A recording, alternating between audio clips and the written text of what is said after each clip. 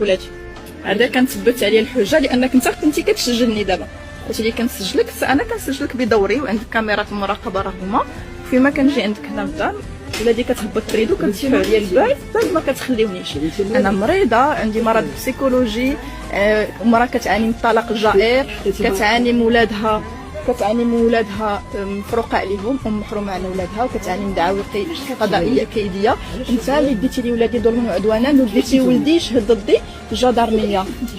لا ما قطعتي لي الاتصال ورفعتي عليا 12 دعوى قضائيه كيديه وخليتيني كنبكي وكل ساعه كيدقوا عليا مفوضين قضائيين ودرتي لي هذاك الاعترافات بدين وخصني نخلص في 15 يوم وكنت تحت واحد الضغط وكنت كنمر بظروف نفسيه صعيبه، ظروف اجتماعيه واقتصاديه كارثيه، ما تسالاتش باقي ما كتصرفش عليا في النفقه ديالي. بغيت نخدم، انا جيت نخدم دابا انت كتنساني قانونيا انك تعطيني ولادي. اذا هاد الفيديو